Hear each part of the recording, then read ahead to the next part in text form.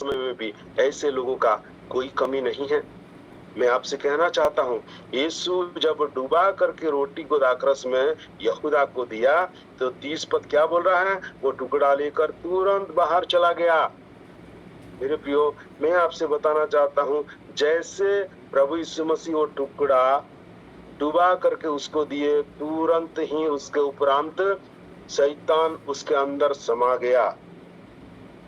मैं आपसे बोलना चाहता हूँ, बाकी 11 चेलों के लिए वो रोटी का टुकड़ा जीवन साबित हुआ, बल्कि अनंत जीवन साबित हुआ, परंतु यहूदा के लिए मौत साबित हुआ, क्योंकि उसने संसार और उसकी अभिलाषा को चाहता था, संसार और उसकी अभिलाषा का चुनाव किया था।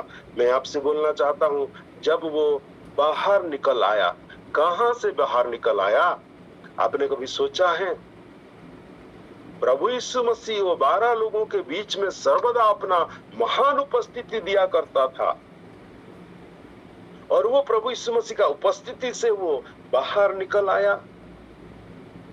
अब आज सोचिए, लोग कलीसिया छोड़ रहे हैं, लोग प्रार्थना ग्रुप से हट जा रहे हैं, लोग किसी जगह में संगति करने से मना कर रहे हैं और निकल जा रहे हैं, प्रभु का उपस्थिति से जा रहे हैं, वो संगति से नहीं। प्रभु यीशु मसीह का संगति से वे मेरे प्रियो अलग हो रहे हैं। और वो था, 30 पद बता रहा है, रात्रि का वो समय था, और वो रात्रि का समय सचमुच में यहूदा के लिए आत्मिक अंधकार का समय में परिवर्तित हो गया, जो मौत और मौत को दर्शाती है।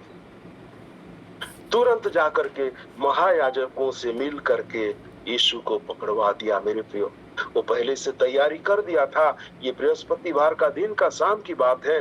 तुरंत जाता है और मेरे प्रियो फलाना जगह में होगा करके बुला करके ले आया। बड़ा एक तो गैंग, करीब लोग कहते हैं इस समय जब यीशु को पकड़ने के लिए आते हैं तो करीब 500 लोग जैसे थे, बड़ी मसाल जला करके आए हुए थे उसको पकड़ने के लिए। और यहूदा पकड़वाने में मेरे प्रियो सफल हो गया, पकड़वाने में सफल तो हो गया, और 30 चांदी का सिक्का भी उसने पाया। परंतु याद रखें, मेरा मूल पद क्या है? मेरा मूल पद ये है मेरे प्रियो, संसार और उसकी अभिलाषाएं मिटने वाली चीज है।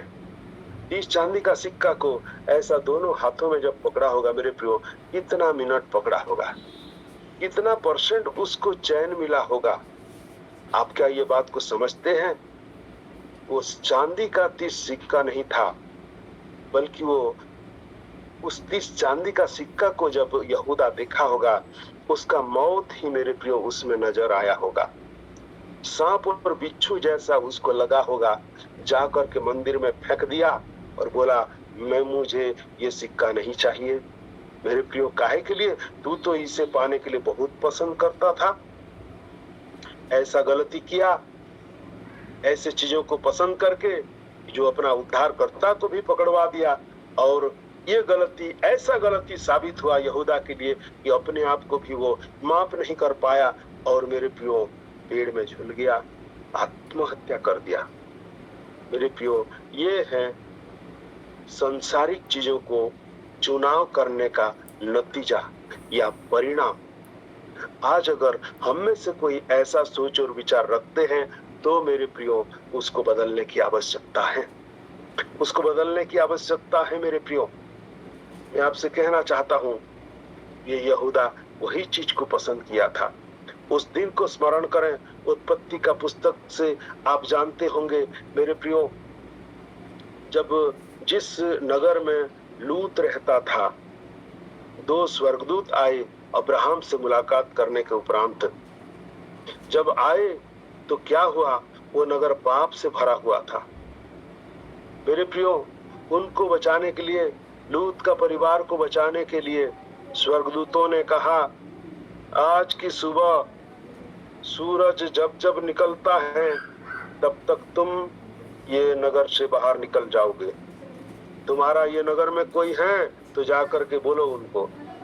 मेरे प्रियो, लूत की बेटियों का सगाई भर हुआ था। मेरे प्रियो, वो होने वाले दामाद लोगों को भी जाकर के इनका परिवार बोले कि चलो निकल चलते हैं, ये नगर को परमेश्वर नाश करने को जा रहा है।